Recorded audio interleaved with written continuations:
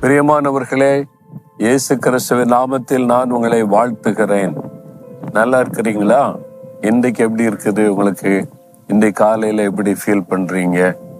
ஆண்டவர் கூட இருக்கிறார்ல, அப்ப சந்தோஷமா தானே இருக்கணும். சோகமா, சோர்பா, கலக்கமா, பயமா, என்ன காரியம் உங்களுடைய உள்ளத்தை பாதிச்சிருக்குது? இல்லை, நான் ரொம்ப சந்தோஷமா இருக்கிறேன், ஆண்டவர் வாக்கு கொடுத்திருக்காருல்ல, என் ஆசீர்வதிப்பேன்னு சொல்லியிருக்காரு, என் கூட இருக்கிறார்ல, அப்படி சொல்றீங்களா? ரொம்ப சந்தோஷம். அதுதான் ஆண்டவர் விரும்புகிறார். நம்ம எப்பொழுதுமே ஒரு சந்தோஷமா, மன மகிழ்ச்சியா, ஆண்டவர் எனக்கு இருக்கிறார் என்று ஒரு நிச்சயத்தோட மகிழ்ந்து இருக்கணும்னு ஆண்டவர் விரும்புகிறார். அந்த விசுவாசம் தான் ஆண்டவரை சந்தோஷப்படுத்தும்.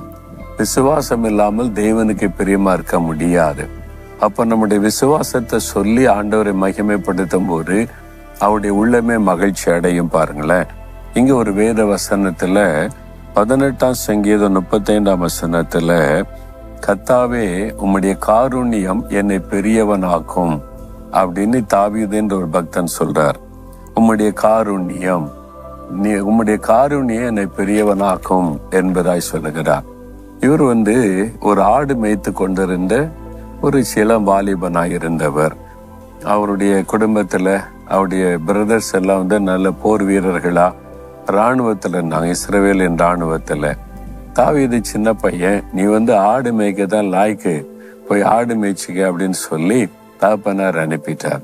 அப்படிதான் தாவீது ஆடு மேய்த்து கொண்டு கர்த்தரை துதித்து, கர்த்தரின் மேய்ப்பராய் இருக்கிறார், நான் தாழ்ச்சி அடையெல்லாம் பாட்டு பாடி கர்த்தருக்குள் ரொம்ப சந்தோஷமா இருந்தார். அவர் தான் சொல்லுகிறார், ஆண்டவரே உம்முடைய காருண்யம் என்னை பெரியவன் ஆக்கும்.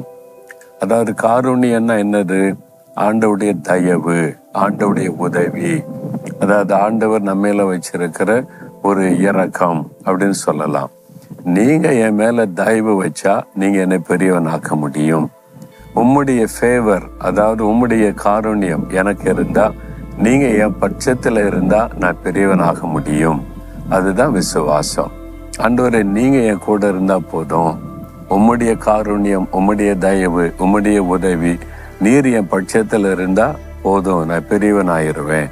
அந்த மாதிரி தான் தாவீதோடு கூட கர்த்தர் இருந்ததுனால கோலியாத் என்கிற ராட்சதனை வீழ்த்தி தேசத்திலே உயர்ந்த நிலைமைக்கு உயர்த்தப்பட்டு விட்டான். இளம் வாலிபனாய் இருக்கும் போதே இந்த தேசம் முழுவதும் பிரபலமாயிட்டான். சத்துருக்களின் தேசத்துல கூட, யாரிடா இது, நம்முடைய நாட்டினுடைய இராணுவ வீரன் ராட்சதனையை கொண்டுட்டான் என்று சொல்லி தாவீது ஆண்டவர் அவனை பெரியவன் ஆக்கிட்டார். காரணம், தேவனுடைய தயவு அவனுக்கு இருந்தது. அப்ப அவனுடைய காருண்யம் அவனை எந்த அளவுக்கு பெரியவன் ஆக்கிட்டுன்னு சொன்னா, தேசத்தை ஆளக்கூடிய ராஜாவாக கர்த்தர் உயர்த்தி விட்டார்.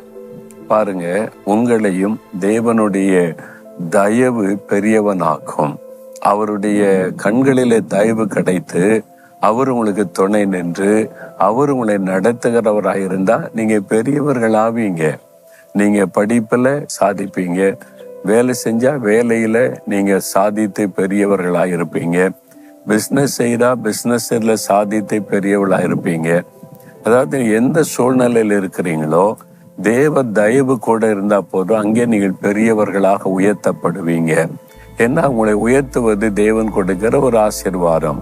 உன் பேரை பெருமைப்படுத்துவேன்னு சொன்னார்ல, நீ இருக்கிற இடத்துல உன்னை ஆசீர்வதிப்பேன்னு சொன்னார்ல.